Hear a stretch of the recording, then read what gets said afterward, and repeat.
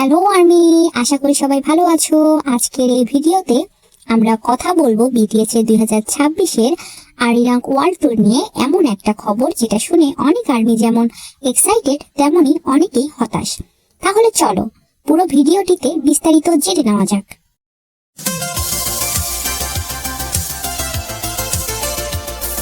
BTS এর আসন্ন Arirang world tour 2026 এর কনসার্ট টিকিট রিলিজ হওয়ার সাথে সাথে সোল্ড আউট হয়ে গেছে।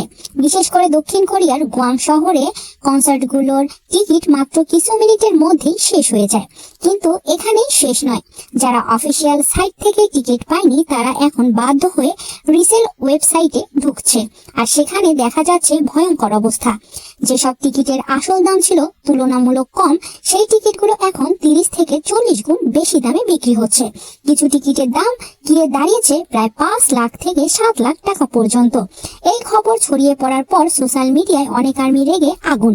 অনেকে বলছে আমরা বিটিএস কে দেখতে চাই, ব্যবসায়ীদের পকেট ভরাতে না। এটা আর্মিদের জন্য একদমই অন্যায়। আবার অনেক আর্মি অনুরোধ করছে যেন বিগ হিট ও সরকার মিলে রিসেল টিকিটের বিরুদ্ধে ব্যবস্থা নেয়। এই পরিস্থিতিতে বিগ হিট মিউজিক আর্মিদের জন্য একটি বড় সতর্কবার্তা দিয়েছে। ভুয়া ওয়েবসাইট, ফেক টিকিট স্ক্যামারদের থেকে দূরে থাকার জন্য বিগ হিট জানিয়েছে অফিসিয়াল প্ল্যাটফর্ম ছাড়া অন্য কোথাও থেকে টিকিট কিনলে ড্রাইভার ফ্যানদের নিজেদেরই নিতে হবে, কারণ এটা বিটিএস এর মিলিটারি শেষের পর প্রথম ফুল গ্রুপ ওয়ার্ল্ড ট্যুর। দীর্ঘ সময় পর লাইভ স্টেজে বিটিএস আর পুরো বিশ্বের আর্মিরা অপেক্ষায়। এই কারণে চাহিদা কন্ট্রোলের বাহিরে চলে গেছে।